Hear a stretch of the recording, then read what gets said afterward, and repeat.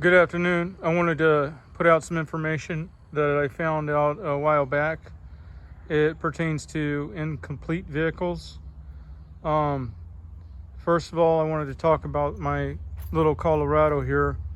It's sold by Chevrolet as an incomplete vehicle, and it looks just like most Colorados, but this truck has the long frame with the standard cab, and from the manufacturer, they were released as an incomplete vehicle for people to put their own beds on. Now, this bed I built myself, but there was three configurations that I've seen that are common with these trucks. One is the aluminum flatbed, which I had on here before, but it sat too high, and that's why I got rid of it. And the headache rack was too wide for the cab, and I got a lot of wind noise when I went down the road. The second configuration I've seen that used with this truck chassis is the refrigerated, like a ice cream or Swan's type delivery, but not that brand. And then the third one that I've seen that's common is it has the same typical bed, but at the front of the bed there's a little half door, and it has a handle. It looks just like that front handle. And that little half door, when you open it, it has a box that goes all the way through from one side to the other. So it looks a little funky that way. It looks like a long bed in essence, but the body lines don't seem to match up with that configuration.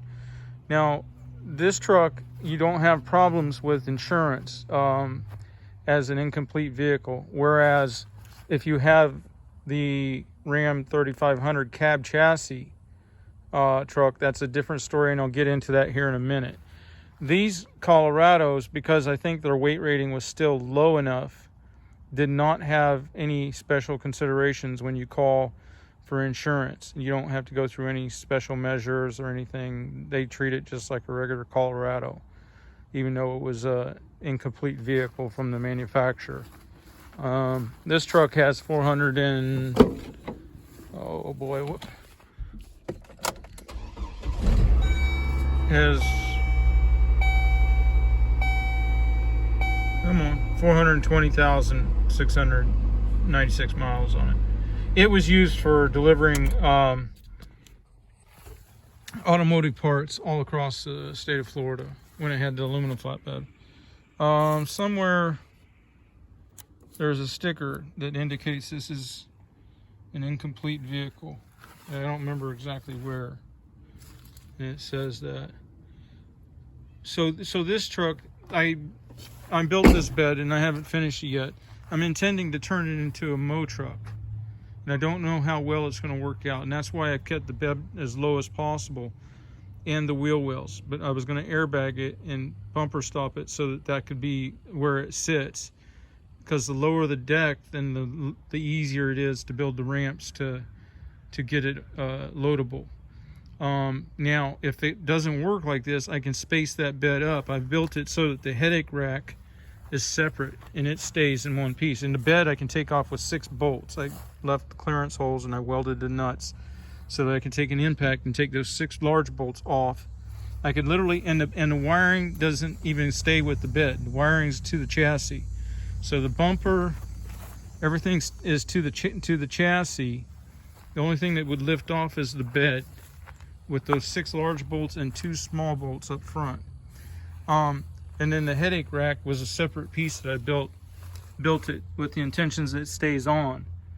So there's 2 bolts and then a third here. So that gives me the triangulation for, and there again, I welded the nuts so that it would be a quick job to take that headache rack off. And I do need to take it off to finish some welding. And the bed needs to be taken off to finish the welding from underneath, flip it over and everything. So I'm going to do a video here probably today or tomorrow of setting with the Bobcat with the forks, setting mowers up on here to see dimensionally how well they do or do not fit before I go further with the project. Because I'm actually needing the flatbed Dodge a lot now. off in the off season. I may put it back on the road. Okay, and then we're on the subject of incomplete vehicles. Very crucial if you end up with a cab chassis truck like this, and the reason I have this one is because it had the Aisin, the Japanese transmission, the 6-speed Aisin. I wanted that with the Cummins because the Dodge transmission is problematic. And at the time, for this era, the only way to get the Aisin was with the cab chassis truck. So when you call for insurance, they're going to be, giving you a hard time.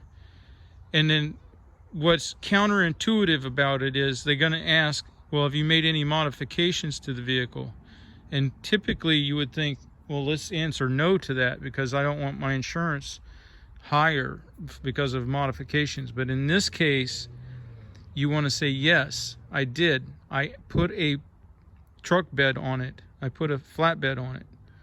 And then that lets them change it in their system from an incomplete vehicle to a pickup, and you'll get the insurance rate dropped. That was my experience with my insurance company. So, and then the difference is the frame rails are, this truck's completely different than a pickup truck in that the frame rails are closer together, and I think they go up higher. On the pickup truck, you won't see this big wide span area here of thicker area, and the frame rails are closer together, which allows them to put fuel tanks on the sides, or they're closer so that the span of your hitch isn't as far. And I believe that's the reasons. I'm not completely up on all that as to why, but I do know that the frame rails are quite a bit closer together, and you can get real good hitches for these trucks. Like the bumper hitch, I think it's rated for 5,000 pounds on the tongue and 30,000 pound towing or something. I don't know, I can't remember, but a lot for a bumper. So anyway, that's the information I wanted to get out there, because the most pertinent information of all this was that yes, you do want to declare that you modified these cab chassis and that you put a truck bed on them, and then that lets them convert that in their system from incomplete to because for a while they'll be wanting to get you for a lot, or they'll be having troubles figuring out how to get it in their system. All right, I want to get to work here. We'll have a good day.